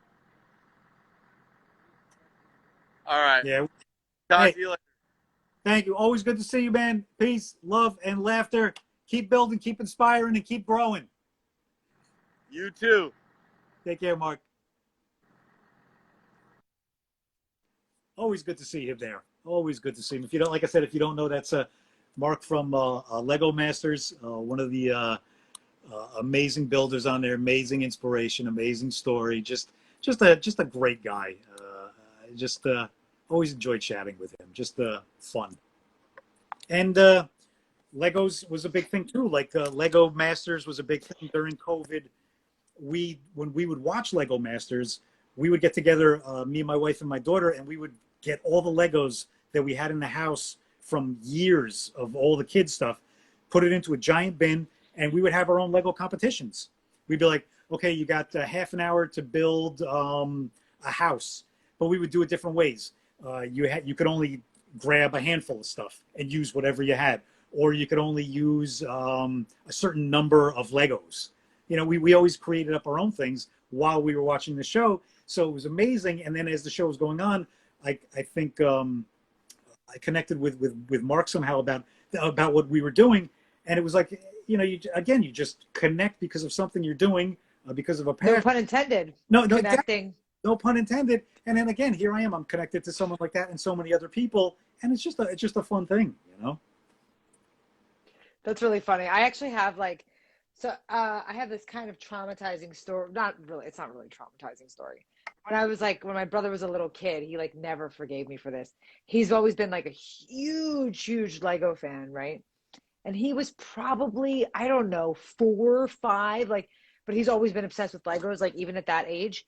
And he like spent all this time with my dad, like building this like amazing big Lego thing that they bought.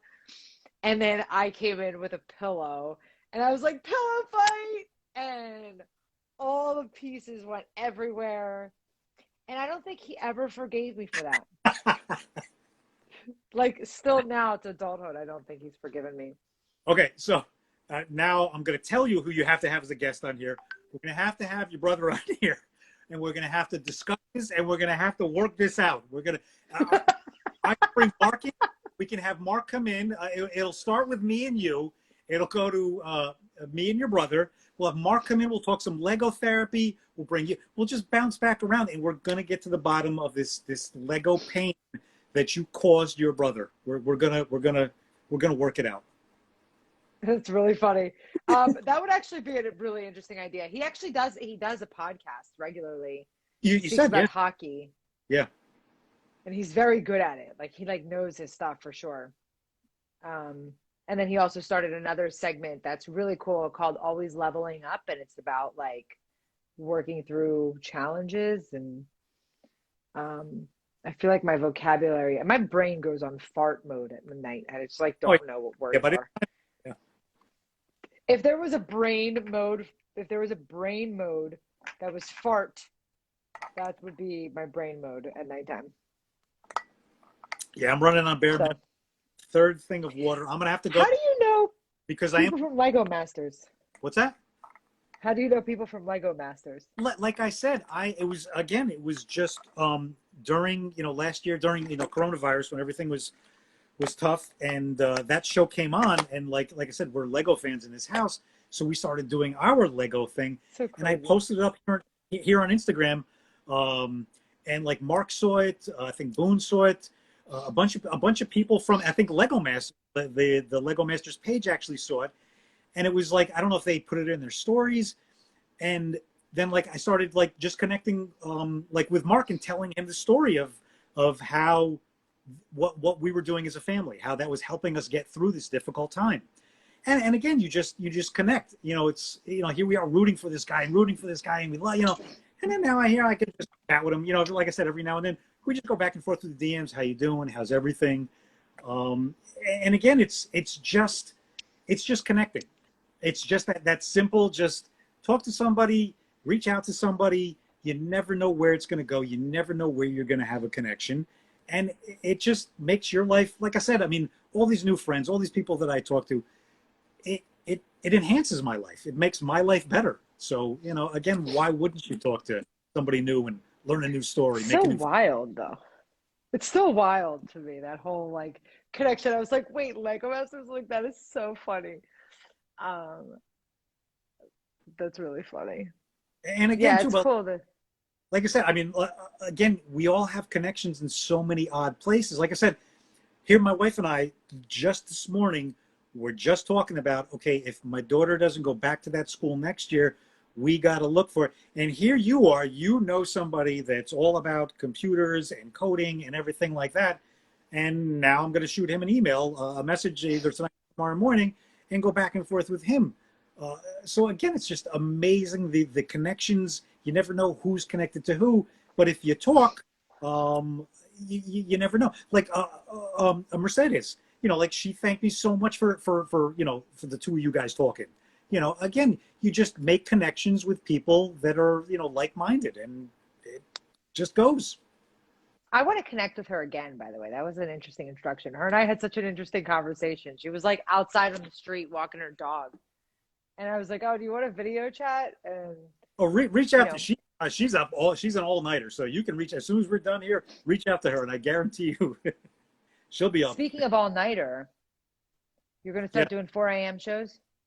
On the nights, I 4 mean, a.m. is really early. uh, on the nights that I know that we don't have nursing with my son, I can definitely, we sometimes know sometimes a day or two in advance. Usually it's a day of.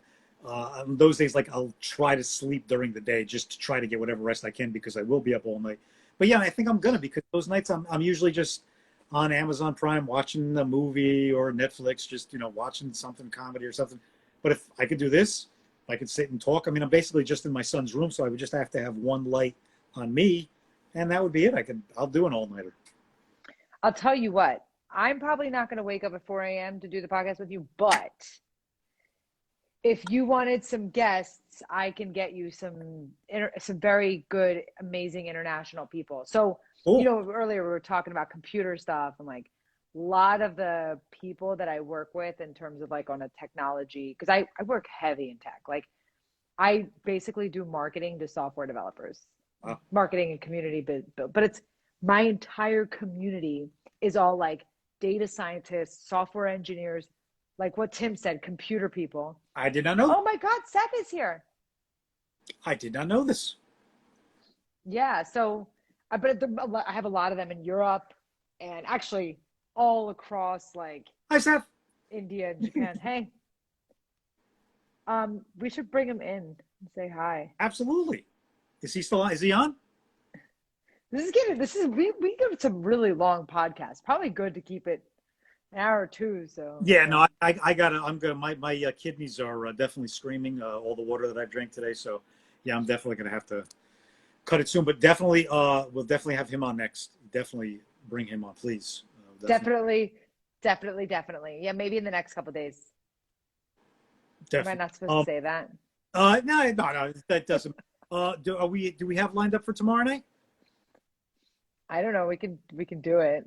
It's not a big deal to get people to come in. I think I'm gonna reach out. If you saw in my story, But I do have 2 for next week. Okay. Yeah. If you saw in my post yesterday or when I posted up about a childhood friend of mine, great. and I saw that. Yeah, it was great. I already knew what you were I'm gonna referring bring. to. Yeah, I think I'm gonna bring Puff on tomorrow night. A great story, a great inspiration. Basically, 2 humans who I think the easiest way to put it are basically the same person. If you would look at them, you would definitely say absolutely not. If you saw the paths that they both went down in life, you would say absolutely not. But again, same person, same kids growing up. I mean, I grew up with him, little kids, same happy-go-lucky, and we're to the point in our life now where it's all about family. So yeah, the paths were completely different. We stayed friends throughout our journeys, and it's a great story. It really is. I'm looking forward to that one. So yeah, I think I'm gonna reach out. I am too. And set that up, and I want to see that. It'll just be a real one. And again, Puff's just one of those people. Like I said, I love him since I think kindergarten or whatever. But we've known each other forever. And again, you drift apart, you go your separate ways, you interact, you meet up with each other, and it's like nothing ever changed. It's if I call you family, you're family for life. That's it. No matter what route you go down, no matter where you are, if you're family for life. And I'll help you and I'll do all that I can for you. It's awesome. So yeah, I think we're gonna do. I'm gonna go, as they say, piss like a racehorse now. I was actually thinking about you because I was like, I had chances to have breaks and you didn't, and you've Yeah, been no. very fully hydrated with your huge ass water bottle with all the little things on it. Yeah, I think I'm gonna have to So- get a or something close by next time, and we'll figure it out. So No. I'm against it. again, All right. another wonderful evening. I will It was check fun. tomorrow, and And tomorrow we're gonna have similar hair. Oh wait, but tomorrow you're doing the thing with. But I'll tune in tomorrow. I can still bring you in the beginning. I can still bring you on. We could say hi real quick. We'll talk about the hair, and then I could bring him in, and we'll just keep it going from there. All right, cool. Again, I thank you so much to all of our guests again tonight, to all my new friends. I don't want to call them guests. I want to call them friends. because that's what they Guesty friends. We have to come up with a word to refer to friends that come on as guests. I mean, you can have, yeah, I guess that's true. You can't have guests and friends at the same time. Yeah, we'll work on that one. We'll definitely come up with something for that one. But again, thank you to everyone for tonight. Again, I think that we're putting out good content. I think that we're putting out inspirational, fun stuff. And again, it's not me, it's who I'm talking to. So thank you again to everyone that's been on here tonight. And thank you again for everything that you do, for getting some great guests here. Keeping it fun. Yeah. All right. It's awesome. Bye. Peace, love, and laughter. I'll talk to you tomorrow. Good night. Good night. All right, again, tomorrow night we'll be back. I'm going to have an old friend on, hopefully. Get a hold of Puff, have him on here. It's going to be a deep, interesting, fun talk. Jewelry by Singer Jewelry and Design, my wife. Shirt by the Ashy One, Donnell Rawlings, the River Ninja. Hair by Laziness. I don't know what we would call it. But again, this has definitely been a fun night. I really do have to go pee. This is going to be a problem. It's going to bring tears. I guarantee you. But again, good night. Peace, love, left. I got to go. Okay. End.